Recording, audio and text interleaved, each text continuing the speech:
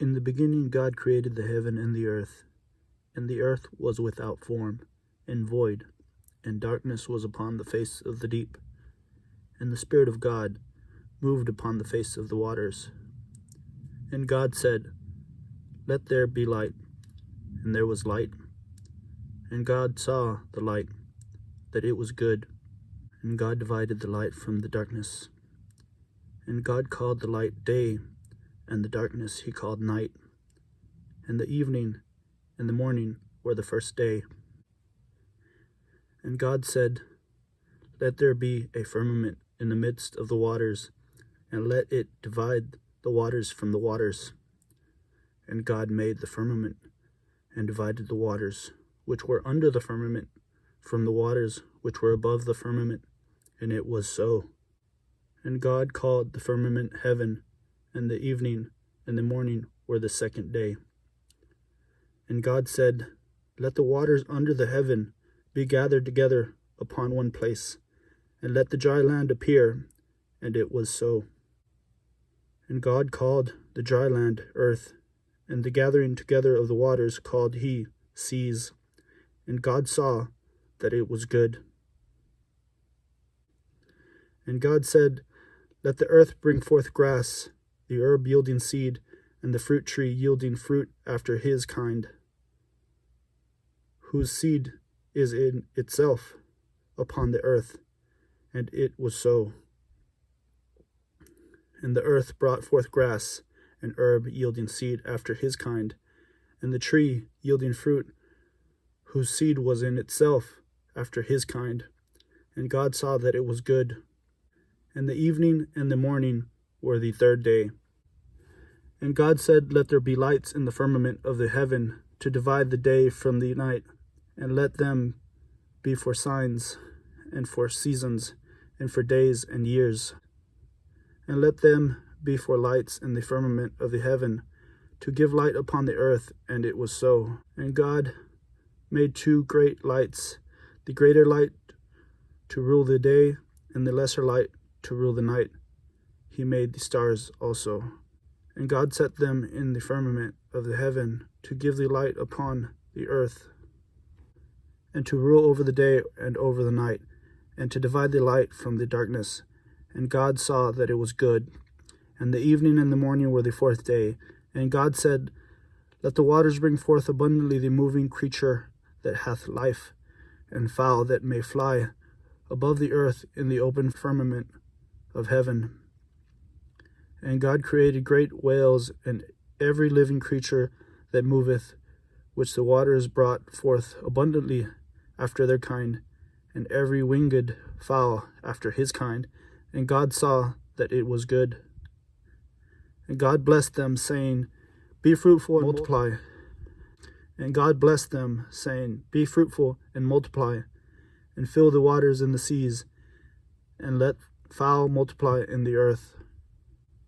And God blessed them, saying, "Be fruitful and multiply, and fill the waters in the seas, and let fowl multiply in the earth." And the evening and the morning were the fifth day. And God said, "Let the earth bring forth the living creature after his kind, cattle and creeping thing, and beast of the earth after his kind." And it was so. And God made the beast of the earth after his kind, and cattle after their kind, and everything that creepeth upon the earth after his kind. And God saw that it was good. And God said, "Let us make man in our image, after our likeness, and let them have dominion over the fish of the sea, and over the fowl of the air, and over the cattle, and over all the earth, and over every creeping thing that creepeth upon the earth." So God created man in his own image. In the image of God created he him. Male and female created he them. And God blessed them. And God said upon them, "Be fruitful and multiply, and replenish the earth, and subdue it, and have dominion over the fish of the sea, and over the fowl of the air, and over every living thing that moveth upon the earth." And God said, "Behold, I have given you every herb bearing seed, which is upon the face of the earth, and every tree in the which is the fruit of a tree yielding seed. To you it shall be for meat. And to every beast of the earth, and to every fowl of the air, and to everything that creepeth upon the earth, wherein there is life, I have given every green herb for meat. And it was so. And God saw everything that he had made, and behold, it was very good. And the evening and the morning were the sixth day. Thus the heavens and the earth were finished, and all the host of them. And on the seventh day God ended his work which he had made, and he rested on the seventh day from all his work which he had made. And God blessed the seventh day, and sanctified it, because that in it he had rested from all his work which God created and made. These are the generations of the heavens and of the earth, when they were created, in the day that the Lord God made the earth and the heavens, and every plant of the field before it was in the earth, and every herb of the field before it grew.